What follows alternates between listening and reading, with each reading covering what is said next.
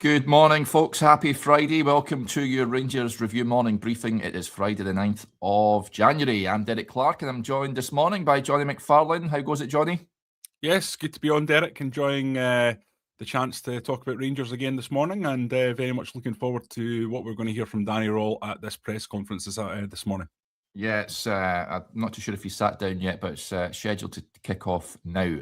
Chris is there for us. We'll bring you all the big talking points from that on the show as we get it, including injury news. I know there's a bit of concern around certainly Barron and Sterling and Barron, so we'll get an idea of what the situation is with those two and anyone else ahead of the trip to the Tawdry on Sunday. Now, before we get stuck into the news, quick word for our podcast sponsors, Willows Fencing, the Glasgow-based fencing company you can trust and proud partners of the Rangers Review. They've got over 20 years of experience in the fencing trade. No job is too big or too small for these guys. They offer free consultations and 10% off with the code Rangers Review. The all-important details are in the description below this video. Check them out at willows-fencing.com. Right, John, I think we were on Monday, was it? And I think you came on and we were sort of both in agreement about maybe the lack of signings at that point. You were asking, where are the signings? And now it looks like Rangers are about to make a couple of signings at least. Of course, we had the news yesterday, I think it was, or a couple of days ago, that the Sturm Graz midfielder Tochi Chukwueze is certainly on the radar. Rangers looking to bring him into the club to boost the midfield. And, of course, two Romans, who I think Chris had on the website, maybe December time, if I'm not mistaken. There was initial interest in him. He will be headed to Ibrox. Left back, folks, Belgian under-21 international, a deal of €3.5 million. I think just over 3 million quid all in. Yeah, looks like we're getting players in. Jonny, what do you make of that? Yeah, let's be honest. It's great to see that Andrew Cavenagh is watching the show, and we lit a fire under him to go out there and make that. Obviously, listen, great news from a Rangers point of view that a couple of what looks like very interesting signings are coming in. Two big physical lads, I think, hopefully, who can cope with the rigours of the Scottish Premiership. And very, very interesting signings that I think we don't know a lot about at this moment. I think it's safe to say that neither of us watch a lot of Sturm Graz. No. And certainly the Belgian league's not something that I spend a lot of time keeping an eye on, Derek, in my spare time. So it's one of those. Both players are kind of guys that you're going to have to spend a bit of time digging into their numbers, digging into their videos, and getting a sense of what they're going to bring. And obviously, Josh will be doing that on the Rangers Review in the coming days, so watch out for that. But a left back that's a big, sturdy guy. I like the sound of that. I like Derek Cornelius when he was playing at left back. Thought he looked better there than he did at centre back. And I think that's something for Rangers that can add a lot that they've not had. You know, if you think about Jeff Day at left back, if you think about Yilmaz defending that back post, wasn't exactly a strong suit. And Magoma, I think, has done well, to be honest. I think it's been a reasonably good signing as a stopgap. He's been very durable. He's played a lot of games. He's not let himself down, and he looks like a right talent. And if he was a Rangers player, I think you'd be saying, right, we've got a right good one here. He just needs a couple more years to develop, and you'll have some player on your hands. But unfortunately, he's not Rangers player. He's Brentford's player, and the benefit of all this football is going to go to Brentford. So you want someone to come in and challenge him, and hopefully take that place, and then allow him to go back to Brentford.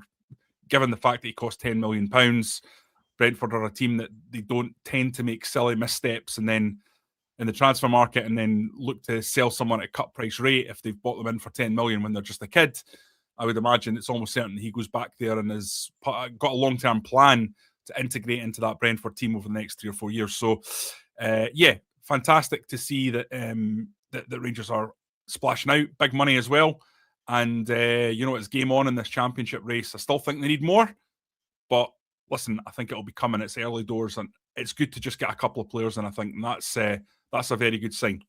Yeah, it'll be interesting to hear what Danny Rohl has to say on that, and whether, when I was on with Chris for the transfer show yesterday afternoon, whether the deals can be done in time for the weekend, or if maybe we're looking at early next week when they're paraded. Who knows? But the wheels are in motion. And interestingly, Andrew Cavenagh has undertaken one of the Rangers fan advisory board meetings, and he's opened up on the transfer plans this month. He's been speaking in detail about the plans. He says that they will be very active in the January market in spite of the difficulties surrounding the mid-season window. He also stated the club would have been active in January regardless of where they were situated in the league table. And when detailing specifics, he mentioned the left-back position as an area that required depth, as well as a physical presence in midfield. So that's obviously with a nod to the two boys that are about to come into the club. And he was also asked by a fan representative if former players could return to Rangers to help shape the DNA of the club. He stated that conversations were ongoing, with some having potential roles to play regarding both the coaching and mentoring of players. He also mentioned about highlighted the need for a goal scoring and creation sectors as areas for improvement regarding the squad. So I certainly don't think it will just be these two and that's it, Jonny. Probably dependent on players going out the door as well, you'd imagine. But I think we've said it on shows before when I've been on, I think there is a need still for a striker to come in. It doesn't have to be the sort of profile of a Archimiti or Miovski, if you like.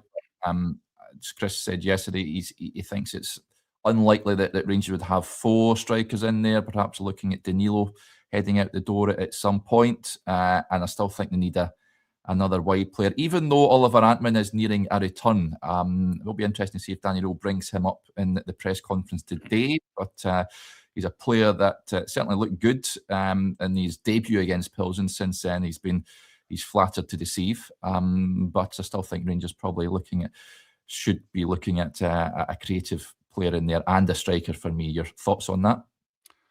Obviously, I agree, Derek. I would want to spend a lot of money on this squad if I was involved in Rangers behind the scenes, because I think you've got an enormous opportunity to win this league. And if you spend money on it and improve it, you've got a much better chance of taking advantage of that. As to the 2 positions you talk about, absolutely, for me, a striker is a number 1. Danilo is not going to be a major figure for Rangers. I think we've seen enough evidence now of what he does when he's given an opportunity. I think he's been decimated by injuries, and I think really it is time for him to go, and I think he will go in this summer window. Rangers certainly, I think, want to see him go out and find another club. So that would leave a spot. Now, the question for me is, do you want to find another Chermiti-style striker? Yep. Another big target man that you can interchange with Chermiti? So if Chermiti has a sense that he's going off the boil or he's not doing what you want him to do, you can bring this other person on. They might have some other attributes to their game that make them slightly different, that give other options, but another big bustling striker in essence. Or will it be someone completely different, someone like an Egaman who can give you a spark, who can play in different positions? That means that Danny Rohl has different strokes for different folks, as it were. I think that'll be interesting, really interesting to see how Rangers operate from here on in terms of that striker, and that'll tell us a lot about what Danny Rohl is planning to do. Because I think if he goes for another big bulky centre forward, I think that tells you he's got a style in mind, a formation in mind, a style of play that he wants to stick with. Whereas if he goes for someone who's a bit more off the cuff, I think it'll be telling you that Danny Rohl's going to continue with this philosophy of changing up for the opposition and approaching each game as a tactically individual scenario. So that's one that I definitely think that needs added, Derek. I agree with you on that. And as for a creative attacking midfielder, absolutely, I think you look at the goals and the assists from these areas, they're just not good enough. At the moment, if you could get someone in that could genuinely provide some quality in there, that would be very, very important to me, I think. And someone who can unlock the door of deep-lying defences is always going to be someone that's very valuable in Scottish football. So again, if you can find someone like that in the January window that can give you that, even if it's a loan, even if it's for 6 months, then I think it would be a deal worth doing. But, ultimately, Derek, I still won't allow myself to get carried away on the basis of the brilliant job the manager's done and think that Rangers don't need as much as they actually need. Yep. Or that what we were saying earlier in the season was just incorrect. I don't fundamentally believe that.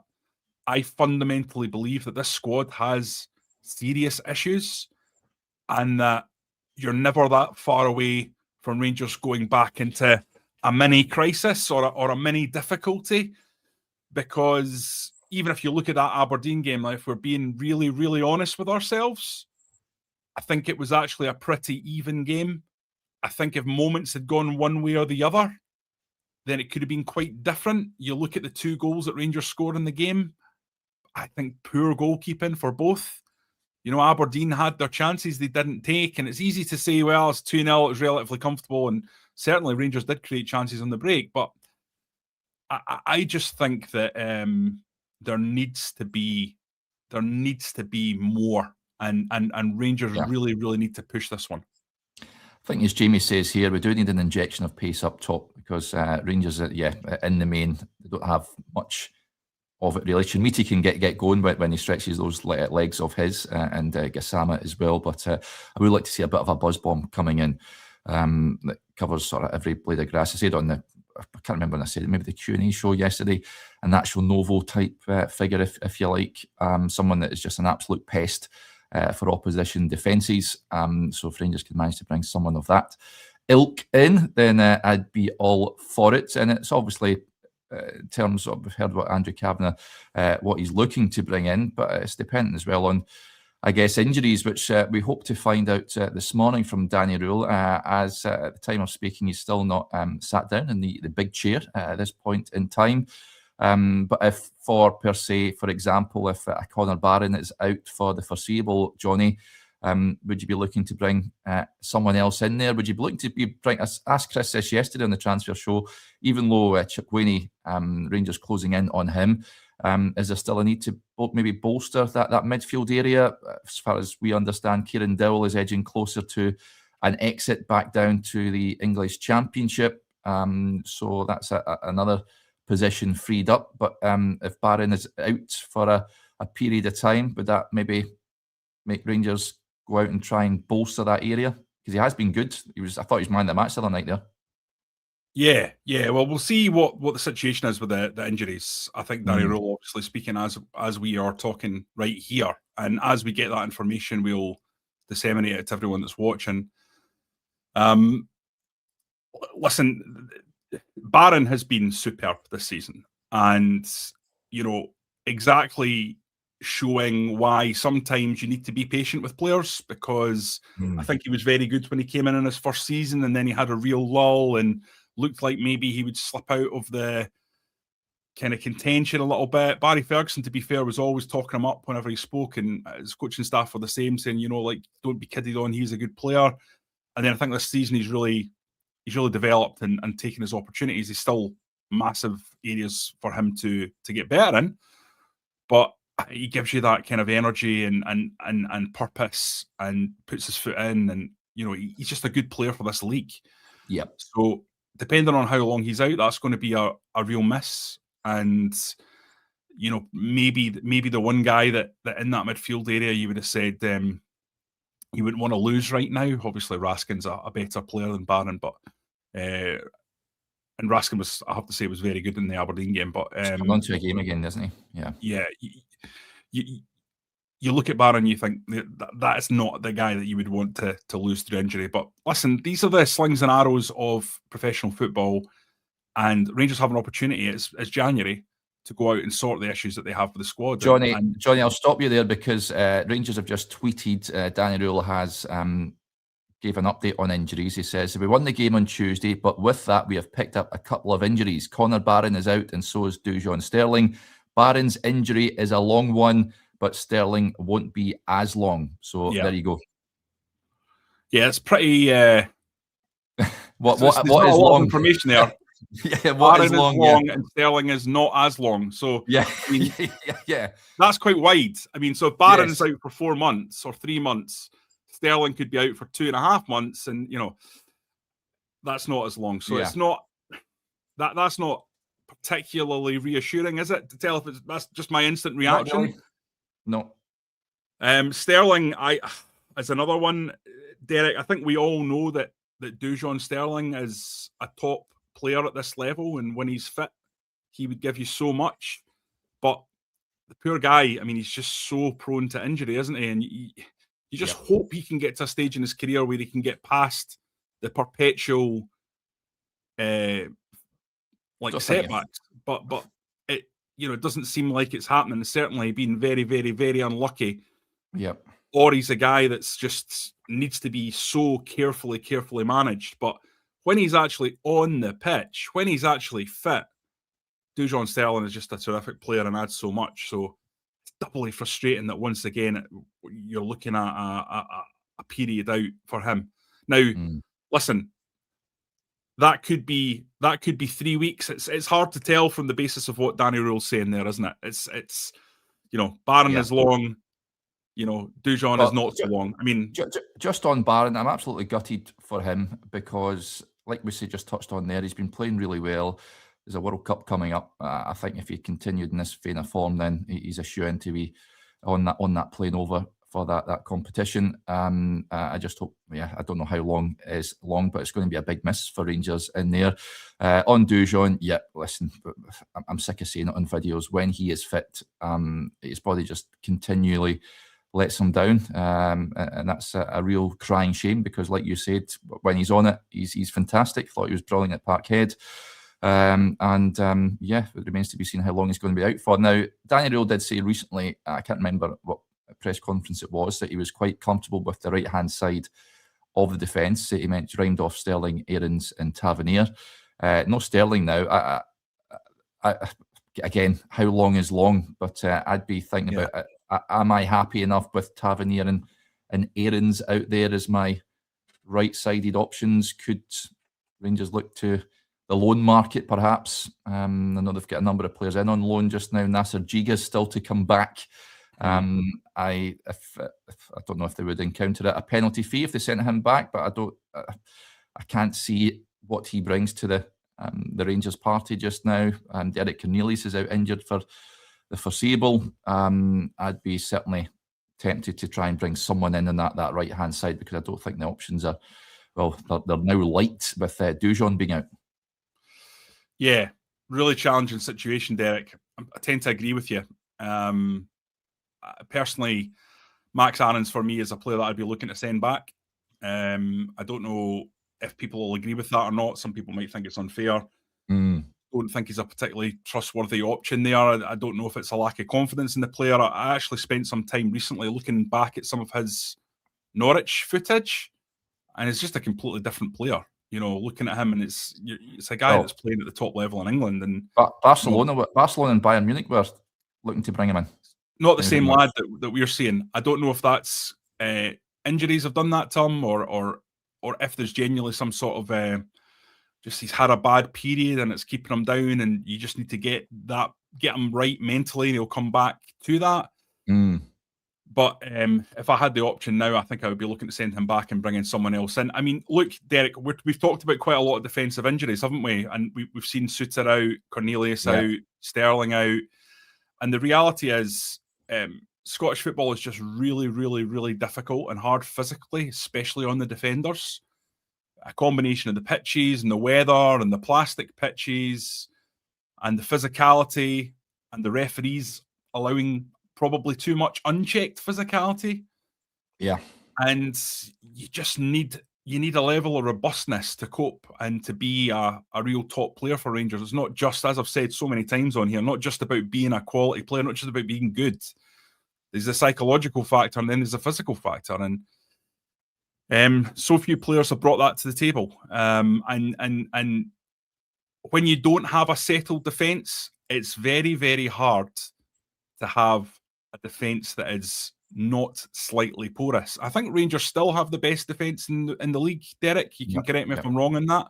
It's there or thereabouts. But I think that says more about the league this season than it does about Rangers' defence, to be honest. And that said, again, I'll reiterate, when you have to chop and change, it's not easy for a manager. No. We've got some more information on timescales here, folks. Barron, between 8 and 12 weeks, and slightly better news on Sterling, a few weeks expected to be out. So that's a bit better than what many would have feared. So, 8 to 12 weeks for Barron, folks, a few weeks for Dujon Sterling. So that to me says 3 to 6 weeks. Is that fair, Derek? Was that how you would interpret that? Maybe Sterling, 4 to 6 weeks, a few? 3's a few. But it's Dujon Sterling, so who knows? That would probably be between the 3 to 6 week mark. I would stick it in. So, I mean, because I understand why they're not being exact, because they don't want to put pressure on the player. Yeah. But also at the same time, by not being a little bit more exact, because it's Dujon Sterling and because he's had so many issues, then I think people will be upset and the kind of the narrative will be running wild. Whereas, if he's back before you know it, then it's kind of a bit of a fuss about nothing. But listen, there's arguments for both sides of that. Other bits of news. We'll bring you anything else pressing that Danny Rohl says in that press conference, folks. We'll strive to bring it to you. We mentioned Dill close to leaving Cortez. We had the story on the website earlier on in the week. We expect that deal to go through with Huracan over in Argentina.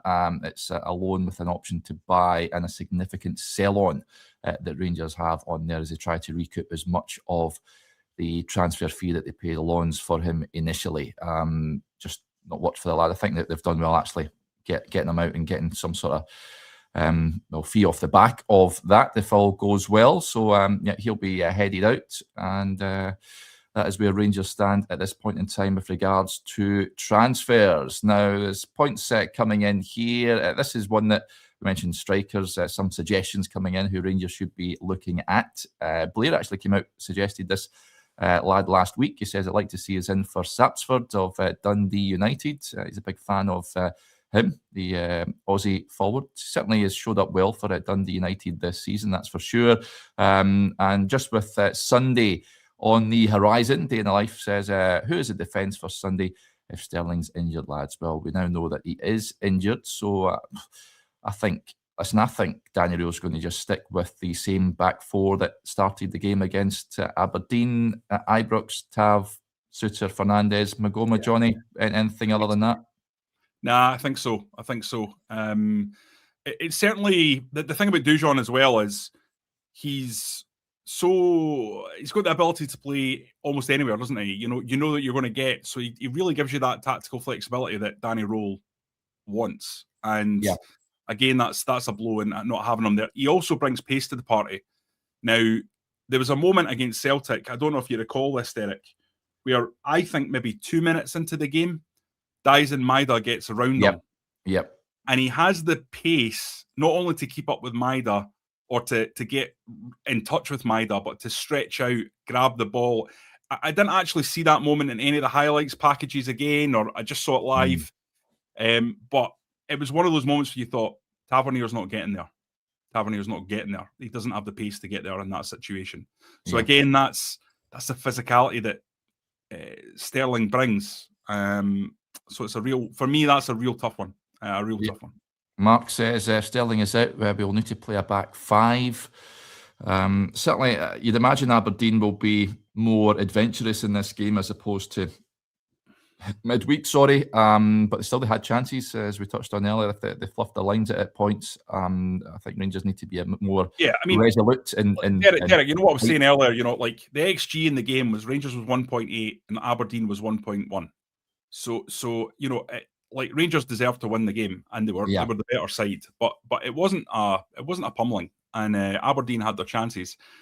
That's the point I was trying to make. That the boy that they signed from AC Milan, whose name escapes me right now, goes through and has an extraordinary good chance one-on-one with the keeper, and obviously the ball, I think it kind of doesn't control it, does he? And fortunately for Rangers, it just bounces to the keeper. But that's a danger sign for me, and a bit of a warning sign. Pittodrie's always difficult. But you know what? If Danny Rohl can go up there and listen, we can't be in a situation where we're denying Danny Rohl or doubting Danny Rohl based on what he's done so far. It's really, really good. And he's shown he's flexible and he's pragmatic. And I think he's done such a good job with this team, Derek. You know, I've said so many times before, I just don't think this squad is anywhere near the levels of previous squads, and even in the last few years. And I think if he can go up to Aberdeen and get a result, that'll be a real statement, an absolute statement. So yeah, I think it's an important one. Yeah, 5 wins in a row as well. If Rangers managed to overcome Aberdeen, which they haven't done for quite some time. I think someone mentioned it was since Michael Beale was in charge, perhaps, that Rangers have won 5 in a row, which is nuts, but there you go. Just on the right back, this caught my eye from Gordon. He says, Shane looks like McCrory extending his contract with Bristol City would be a good replacement for Tav. Yeah, I noticed that. I think he, as part of his contract, he triggers an extra 12 months or so. But I think we talked about Ross McCrory before on a show. That would have been a good option for me as well, Gordon, but it looks like he's not leaving Ashton Gate anytime soon. And there was a point as well, who's the sort of, somebody pointed out who, I mean, touched on the defence, who you starting at Aberdeen on Sunday. With Barron out, then it leaves a position free for someone. Again, just having a look at Danny Rail's press conference, he's not opened up on potential new signings at this point in time. He has says we've trained well the last couple of weeks, but injuries affect us. We have a fantastic group. We're growing and have success with each other. So when looking at new players, they need to fit in and help us in key areas. I am looking forward to the window, but so far we've done well with the players we have. I'm very positive about the window, but we have to make sure we have a good squad. With Barron out, who replaces him, Jonny?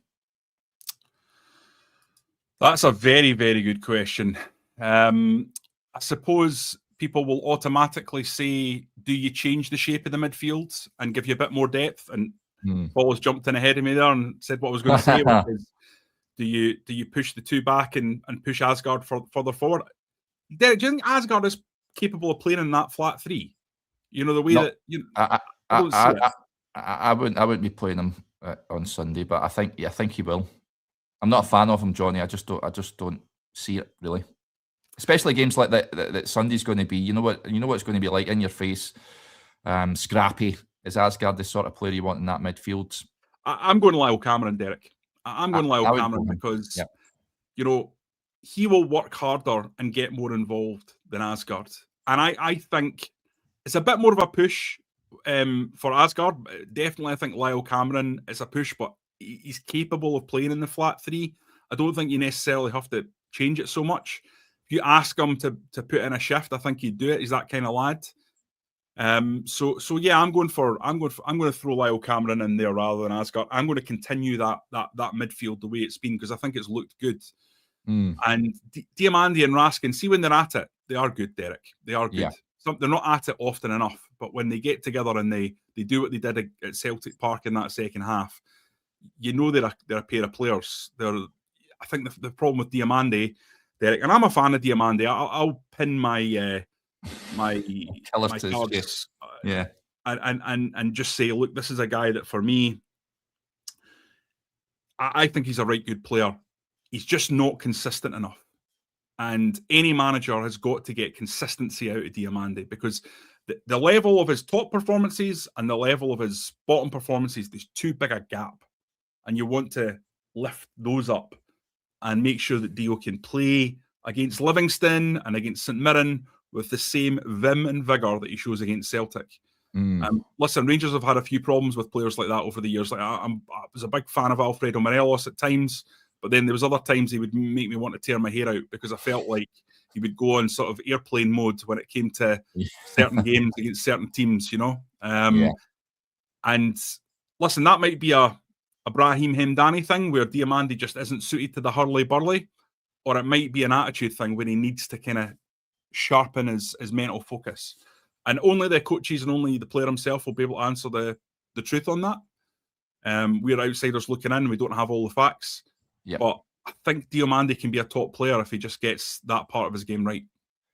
I'm told Barron's injury is knee ligament based, but he doesn't require surgery. So there you go. It is with regards to his knee, which isn't great. But if he doesn't have to go under the knife, then it's not as bad as it could have been, I guess, on that front.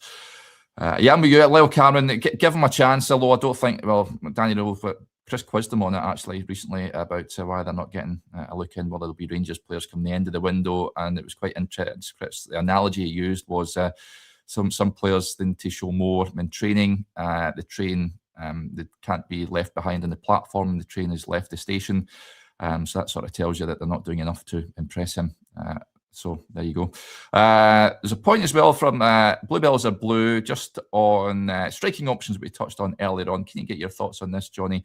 I'll take your word for it, buddy, but he says Rory Wilson put up for loan by Villa.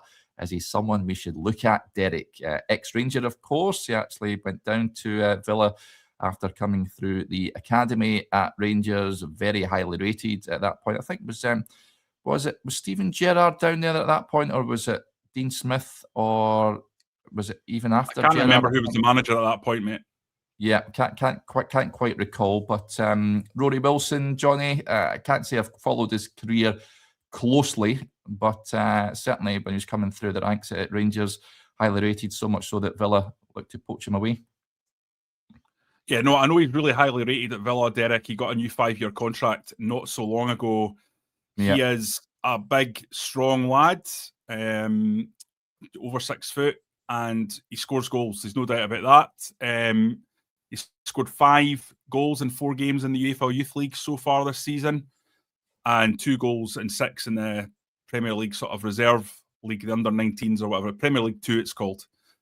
Yeah. So he's a guy that is known for scoring. He was a prodigy in the youth team as he came through the ranks. He was the sort of A-class youngster at Ibrox, really, really highly thought of, was fast-tracked for first team, and alongside a talent like a Billy Gilmore, you know, he was one of the ones that really, really strongly, there was a feeling in the building that he would become a Rangers number 9.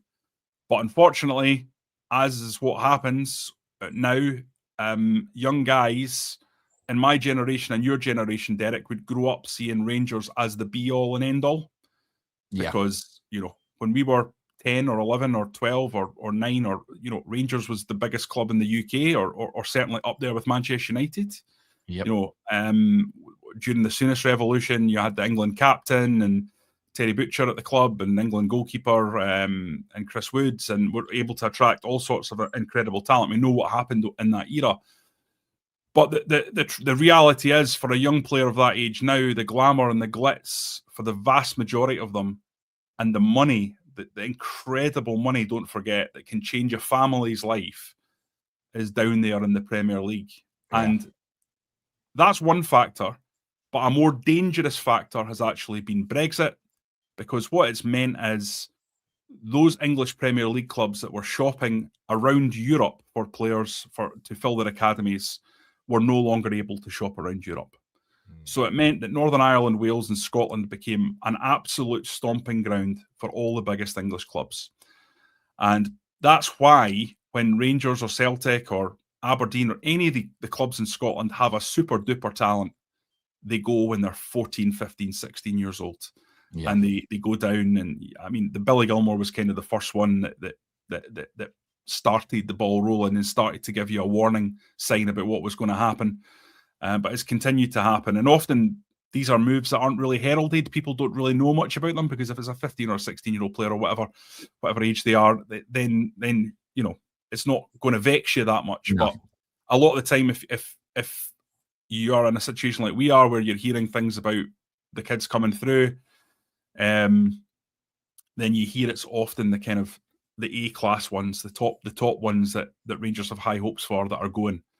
So Rory Wilson was one of those, and really, really difficult that he was taken away from the club. I think it was about £1 million change hands. So it was, I think, a decent amount of money came into the club on the back of him making that move down there. But again, Derek, I am just not a fan of Rangers developing other players for them. Exactly. And if you think Rory Wilson can come up here and be quite unusual in that he can make an impact on this first team immediately, then okay, I'm a bit more open to it. You look at Mikey Moore and the impact he's been able to have now, scoring an Old Firm game and being quite an important player.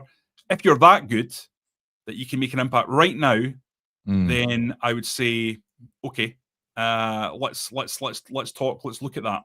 Is Rory Wilson that good? I don't know. Yeah. That's the truth. I've not watched enough of him, but I'd be surprised if he was someone that you could rotate with Chermiti and Miovski and be really, really confident he was going to be a top player that was going to fire you to a league title. I just wouldn't. Yep. Just final bits from Daniel's press conference before we wrap up. He says it was another good win in midweek. We have a good run of results. 4 wins in a row are good, but 5 is better. Sunday will be different compared to Tuesday. They are at their stadium. The performance will be different, but we are focused and organised for another tough game. Some players, some new signings have to come in and be ready. It takes a couple of days for them to get settled and up to speed on how we play. But having Aberdeen and Annan in the cup, there are opportunities to use them and help us.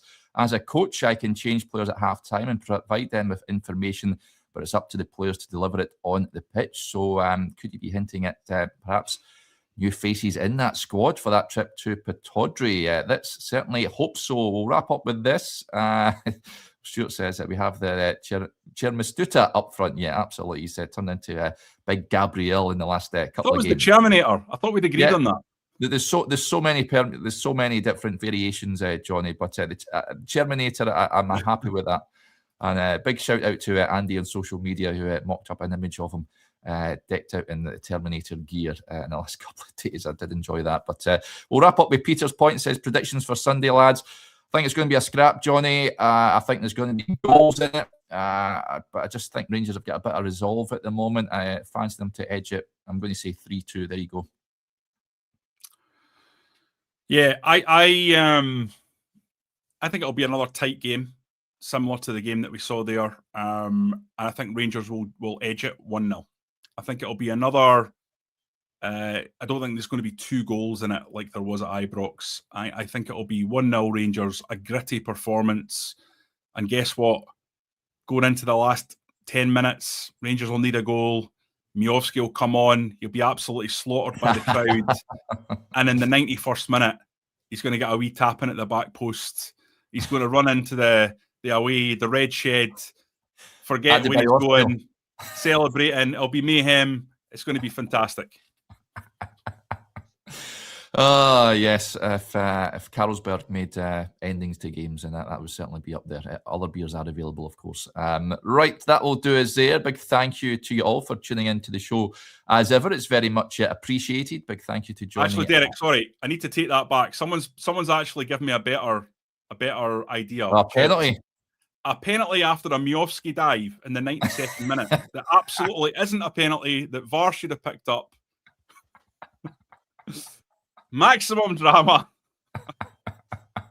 Sorry for interrupting, but that was a better line. Yeah. David Dickinson, incidentally, the man in the middle on Sunday. I think is John Beaton on VAR. I think just off the. Well, there you go. Yeah. I'll be cue the hysteria. So there you go. That's how it's going. That was a joke, folks. Yeah. Yeah. No doubt you'll be clipped up by fans of other teams, Johnny, so brace yourself. But there you go.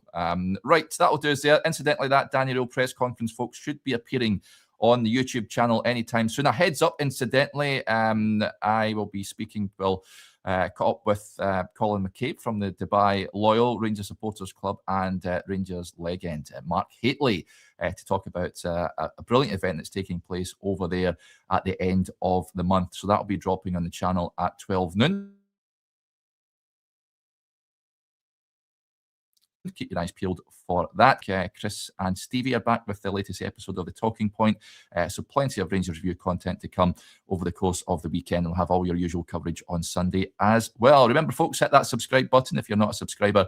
Hit the like button if you've enjoyed today's show. But yeah, for now, enjoy your Friday and we'll chat again soon. Bye for now.